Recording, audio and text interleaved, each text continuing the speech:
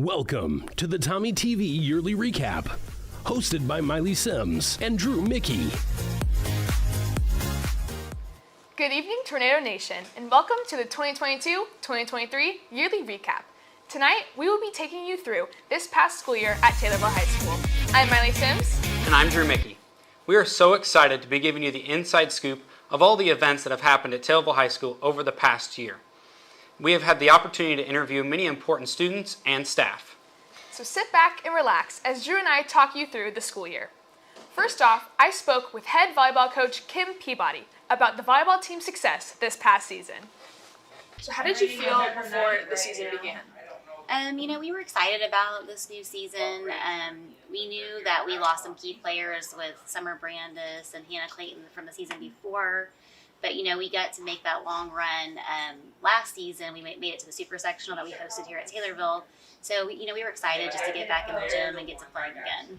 And did you know about the team's potential before the season, or did you kind of start seeing it in your first few practices? We knew that we had potential, but again, we had girls kind of coming in who were playing big roles that hadn't done that. They were inexperienced a little bit. Sophie came in and was our setter this year, and she played in the back row last year, so we knew we had potential, but it took us a little bit to get there. How did your guys' game plan change as the season went on?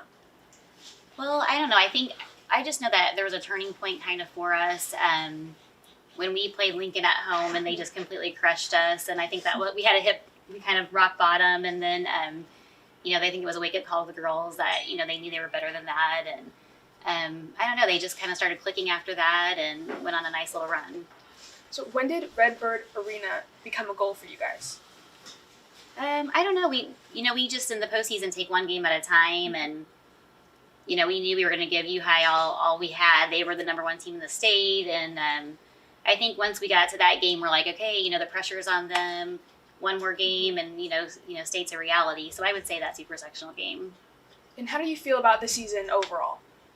I think, it exceeded our expectations. I never thought as a coach I would go coach at the state tournament in high school because it's very difficult to do. So, we were just all super proud and excited and happy for the girls and the community.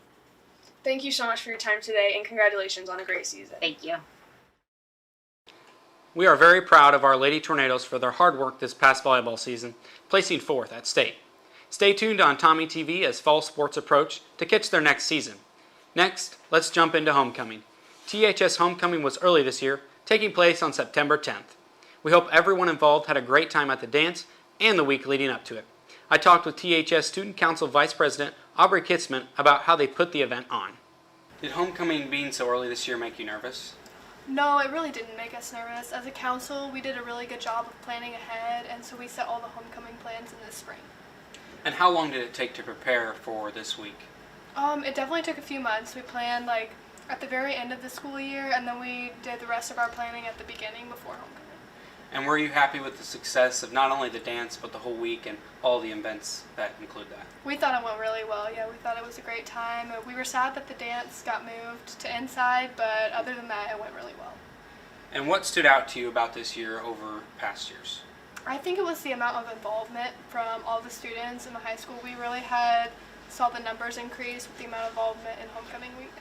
So now that you are Student Council Vice President, is there anything specific that you would like to change as we look towards next homecoming and go into the future?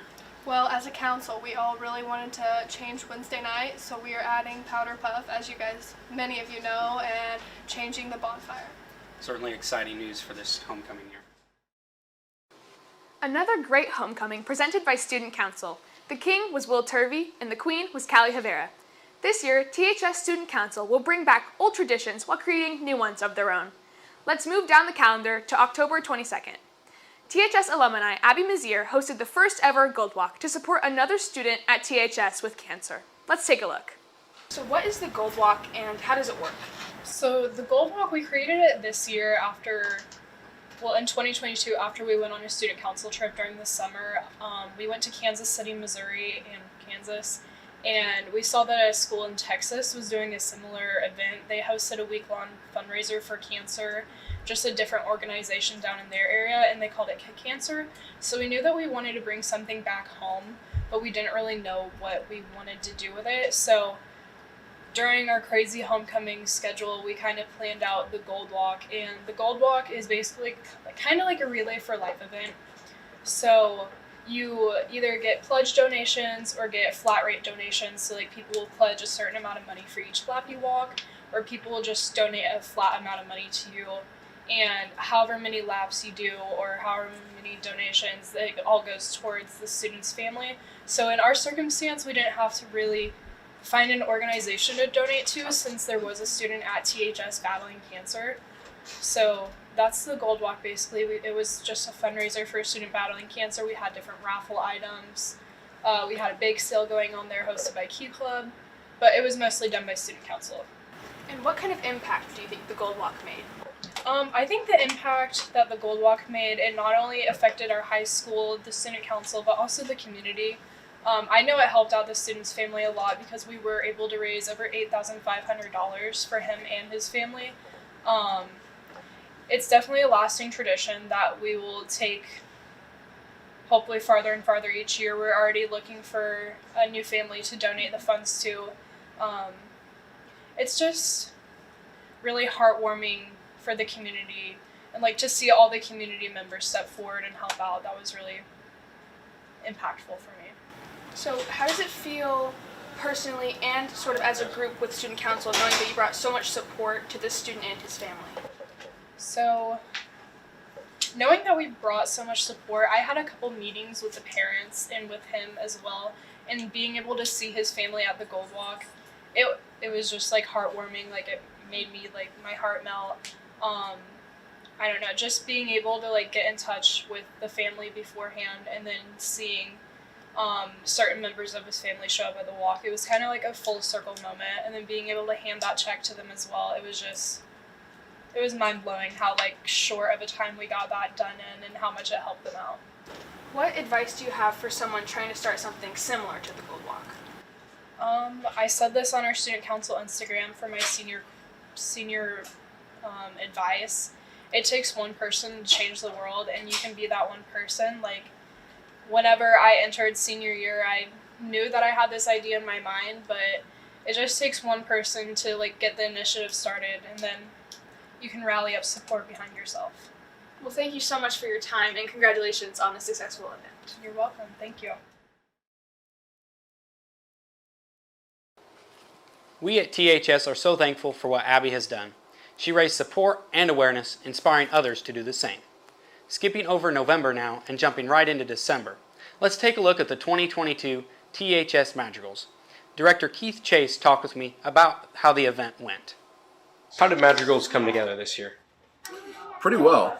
We usually start in September and work our way through the entire first semester with our practices, and had a good solid group, and things came together pretty nicely.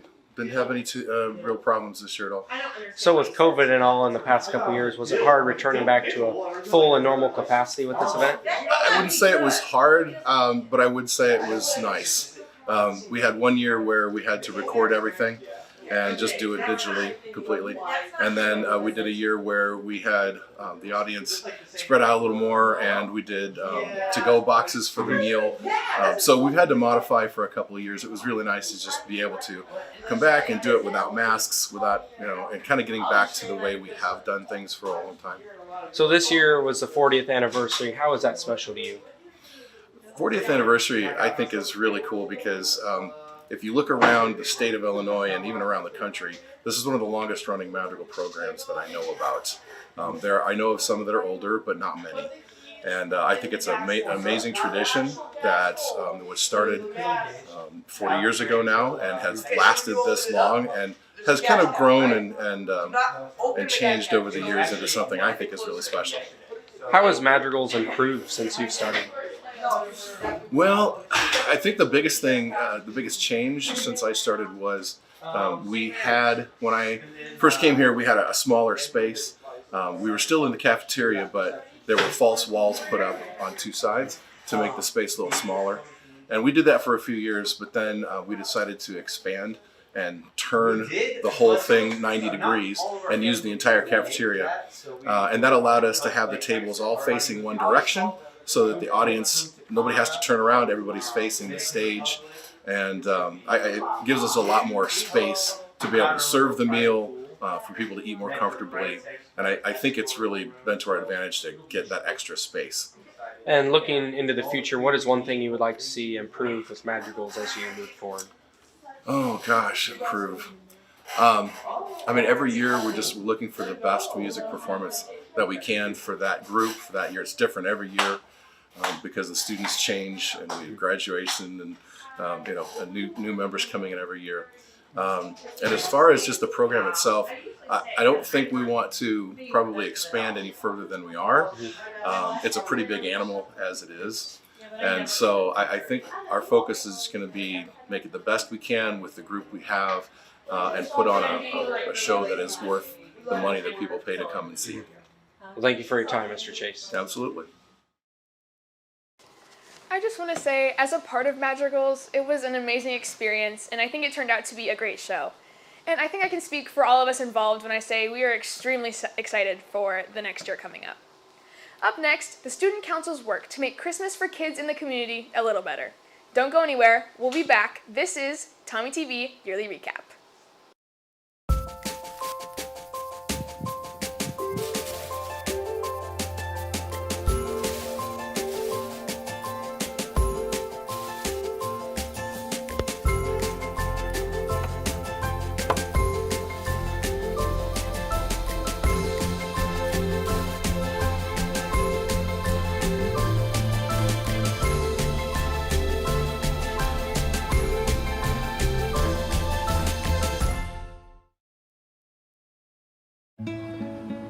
Gracias. Thank you.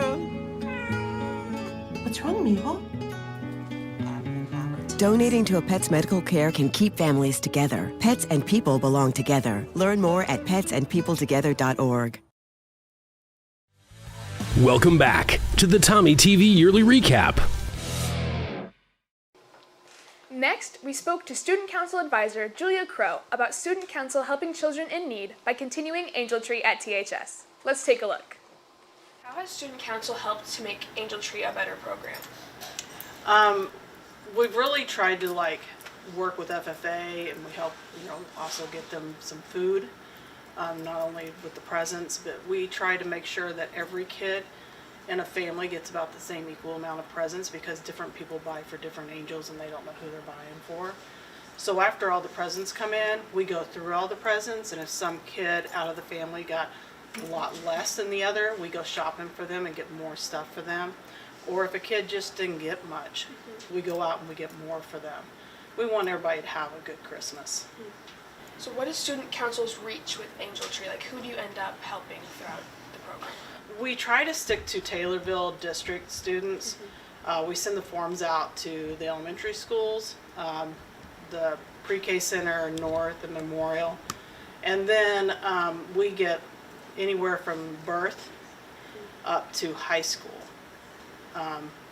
FFA helps us with the high school kids, and then Student Council deals with the birth through junior high. Sometimes junior high does buy the junior high students' kids. And how do you plan to keep Angel Tree alive throughout the years to come? We just, using our social media, letting people know what's out there. We send the forms out pretty early. They go out early October. We start collecting gifts towards the end of December. And the tree is up by Thanksgiving. We advertise and advertise and advertise on social media. We send out emails. The paper sometimes will put a little article in about that. We serve a lot. In the last couple of years, it's really grown. We went from 100 and something angels to 198 angels in the last couple of years, and around 90 to 95 families. How can someone collect an angel from you guys? I have it set up to where you can email me and I'll take a picture. You tell me the age and the gender of the child you'd like. I take a picture of that kid, that angel form, and I email it back to you. and then I write your information on the back of it. So when it does come in, I know who it belongs to. Or you can go to the high school office and pick your own angel out on the angel tree. Well, thank you so much for your time today, and thank you for keeping Angel Tree alive in our community. All right, thank you. We are very thankful for the people involved with Angel Tree. Up next, let's jump into 2023 and check into FFA. In January, THS teacher Charlie Damerman was hired. We talked to him about his experience so far at THS. So, Mr. Damerman, what kind of background do you have in agriculture? Well, growing up, we had about 120 acres, but however, someone else farmed that for us. But soon in high school, I got asked to bale hay a lot. Worked for a dairy farm, Linview Dairy, off and on for, 13, 14 years. I worked at Marley's hog farm in between Nokomis and Ullman. Did a lot of breeding there and a lot of field work and stuff. And then just working for various people off and on throughout the summers. But great experience. So that's where I learned to do a lot of construction work as well as livestock management. So how has teaching made a difference in your life? Well, I'll tell you what, coming from where I was at Shields, you had to be really structured in what you're wanting to do as far as budgeting money and stuff. And I think it's changed me a lot as far as being around students as opposed to adults in the patience factor. You definitely got to be patient with the students and stuff. And in turn, that helps me slow down and kind of focus on the details. And what has been your favorite moment so far through this semester? Boy, if I can't put my finger on just one, but as far as the projects and stuff, each class brings their own myriad of fun times and good experiences. But I'd say a lot of the projects we were able to complete this year. So I wanted to come in and kind of get a lot of things rolling, get a lot of things going, keep people busy at the same time learning. So watching those students complete those tasks is very rewarding. If you couldn't teach here within the ag department, what other subject do you think you would teach? Boy, my other passion, years ago I was a history teacher, and I would probably like to teach American history, probably, up to the Civil War and then Reconstruction to the present. I'm kind of a history buff, so I like that in that regard. How does it feel knowing you're making a difference on kids' lives? Well, it feels really good, but at the same time, you can flip that coin and also say the kids are also making a difference in my life as well. So we got some very bright individuals here at the high school, and I'm just blessed to be an advisor for them, even though some days I feel like they're advising me. Thank you for your time. No problem. Mr. Damerman has helped with FFA members with multiple projects this year. We can't wait to see what he has planned next. Pushing through to March, I talked with THS Athletic Director Jason Hadley about the 2023 Polar Plunge, an event made to raise awareness for special ed students. What is Unified Tornadoes and how to get started at THS? Unified Tornadoes is a group of students, both regular education students and students that are in the FACES classroom, where they come together, do activities, and it's about inclusion and trying to get some kids familiar with students with disabilities and how that may affect their lives, and just have a way for the students to be an all-inclusive and hopefully eliminate some of the choice words that you might hear about students, and just trying to make it a more inclusive place here at THS. And it started with there were 5 kids that took a voluntary class on the IHSA during COVID, and it was all about inclusion. And so once I found out that they did that on their own, I decided to take it and run with it. So that's how we started Unified Tornadoes. So who benefits from Unified Tornadoes? Just those students, or are there any outside sources that benefit from it as well? All of the students involved. And I would even say probably the ones, our regular ed students, because they're getting experience seeing how some students that have disabilities, how it affects their lives. But truthfully, it's all of them. They love it. The kids in the FACES classroom ask for certain students to come all the time to come go to PE with them. We'll go to Memorial in the junior high and do activities with those FACES classrooms. So it's really cool to see all the kids get involved and kind of stepping out of their comfort zone a little bit when we go to the other schools, because now they're the leaders and they're leading all the activities. But it's just a really neat experience. So can you explain the polar plunge a little bit and just tell us how much that raised this year? Okay. Yeah, the polar plunge is basically they put them on all around the state of Illinois, and their main purpose is to raise money for Special Olympics. So all of the money goes directly back to the Special Olympics, and the polar plunge this year we raised around $2,000. And but yeah, it's just you can go do it in a lake or in a pond that they might put on around the state, but you can also do it your way, which is what we did this year, and we did it on the turf. So how did the polar plunge here go from an idea to reality? Those 5 individuals that I talked about earlier this year are, Aubrey Kitzman, Layla Wheeler, Erica Edwards were 3 of the main ones, and they kind of, I asked them what they thought about it. They loved the idea, and then we just kind of took it and ran with it. And then the people at the Special Olympics are great, and they help you out a lot. So they bring out everything we needed here to the turf to do the slip and slide, which is what we did the first year. Weren't able to do that this year because of the wind, but so yeah, we just talked about it. It's something I always wanted to do, and I didn't know, COVID brought about the idea of doing it your own way, so it was kind of fun. How can students be more involved in Unified Tornadoes? Very easily. Come talk to me, and I will let them know when we're doing things. And we try to do one activity once a month over at the junior high memorial, or we'll go over there and whatever holiday might be close, it'll be themed around that. And then we'll go to PE with Mrs. Hoy's class probably 2 or 3 times a month, just depending on the time of year again. And we're trying to, we're always open for suggestions. So anything that we can do to raise awareness for inclusion in our school, we're all about it. Well, thank you so much for your time, and congratulations on such a successful program. Thank you. We are so glad THS continues to hold this event, and we can't wait to see how the program grows. We'll be back with more on the TommyTV Yearly Recap. Man, it's lonely. Like, going through life lonely. There is the therapeutic aspect of music, just expressing how you feel. I'm going to talk to Howie about his feelings, make it into a song.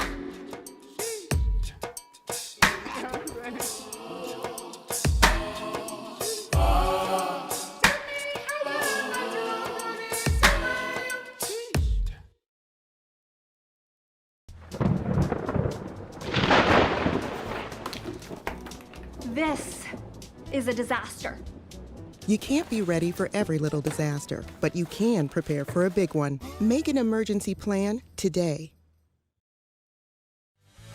Welcome back to the TommyTV Yearly Recap. Staying in March, I got the chance to talk to Kathy Fergan. Kathy is one of the head directors of the THS Spring Musical. This year, the musical of choice was Annie, and even though they had to relocate to the junior high school, it was a great performance. How long does it take from deciding what the play will be to actually performing it?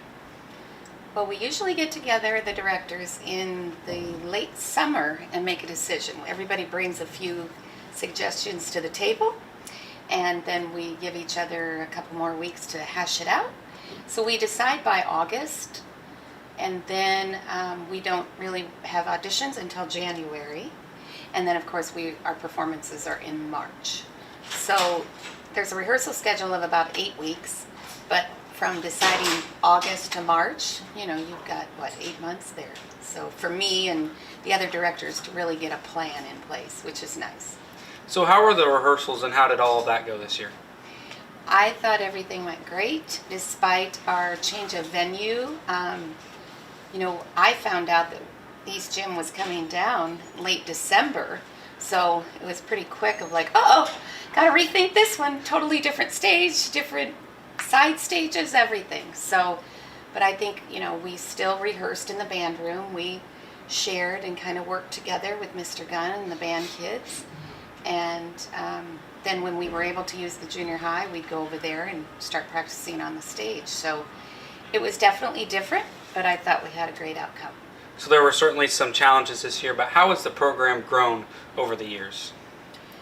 Well, I feel that, you know, you just always still have those kids that love music and theater and dancing, and they're the dramatic kids, which of course I love.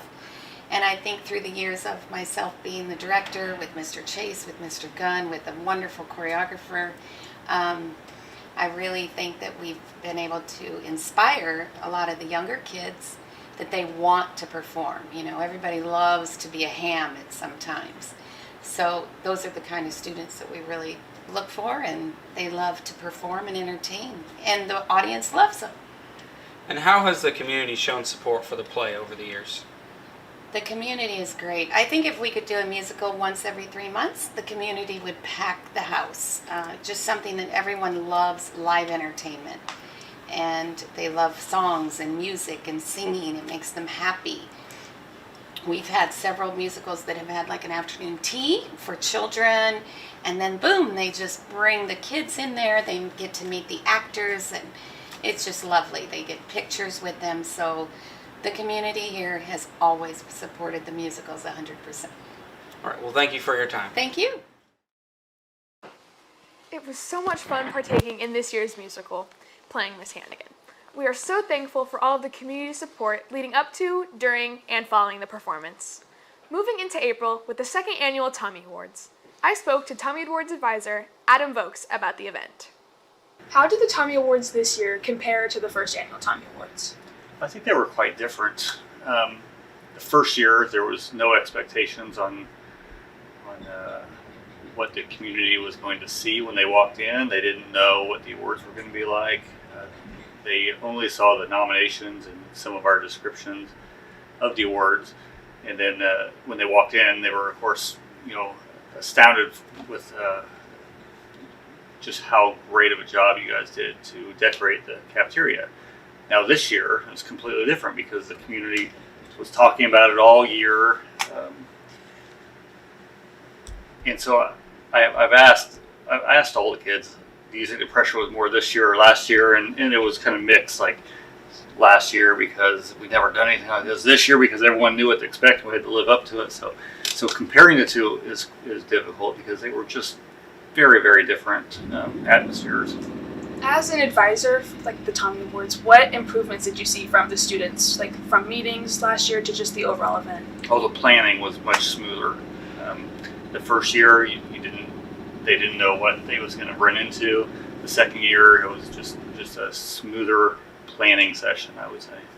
So how does, like, looking back on old live streams and videos, how does it make you feel seeing our productions today? Well, of course I'm proud. Like you look at some of the very first events, we had one camera, sometimes two, and now we're doing instant replay and stats, and you're doing live interviews before the game, halftime, so it just makes me proud to see what you guys are doing.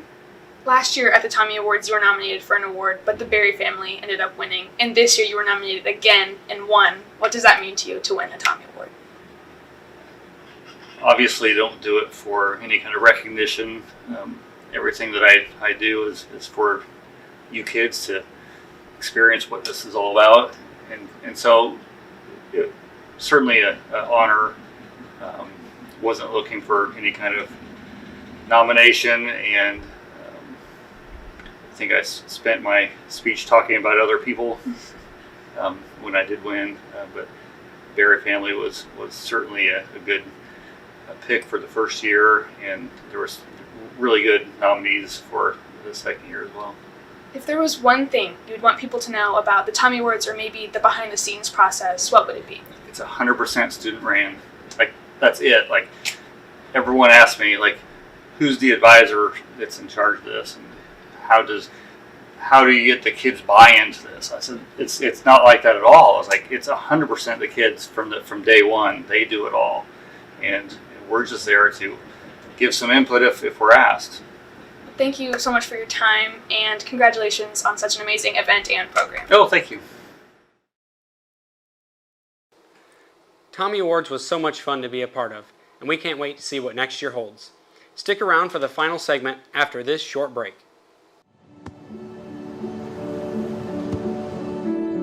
I don't remember how it started. Go to that.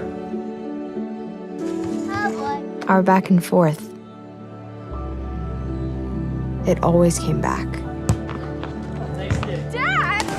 You probably don't remember what you told me, That was perfect. but I heard every word.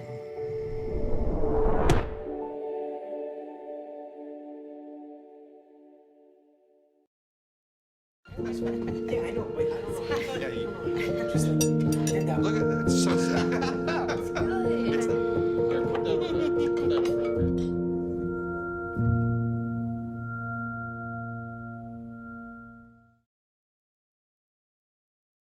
Okay, Dad. 1, 2, 3.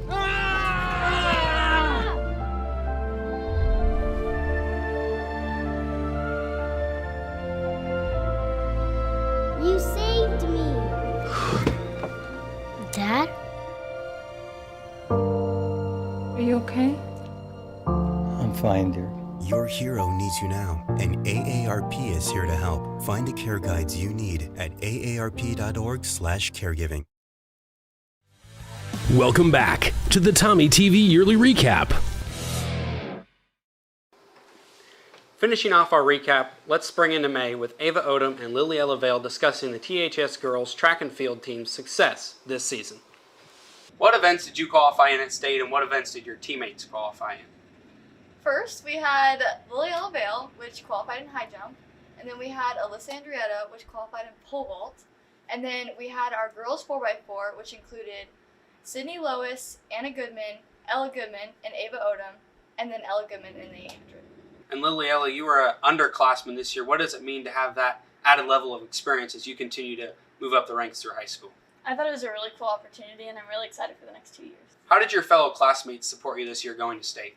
The Thursday before state, they created a walk of champions for us, and as we were leaving the school, the football team and our parents waved goodbye and congratulated us. When did you realize your potential to make state a reality? From the beginning of the year, I feel like our overall goal and what we've been striving for has been going to state. We have put in extra time at practice, and our coaches really helped to push us through. We have worked all year for this, and we finally made it. How did this season boost your confidence in track as a whole? I think for both of us, like after breaking the school record, I feel like we felt more confident and sure of ourselves. Thank you for your time and congratulations on a great season. Thank you. Thank you. THS is so proud of both boys and girls track teams for their accomplishments this season and at state. Thank you all so much for joining us for TommyTV's Yearly Recap. We had a lot of fun taking you through the events over this past year. Please stay tuned in to TommyTV as we create more content ahead. For TommyTV, I'm Mylie Sims. And I'm Drew Mickey. Have a great night.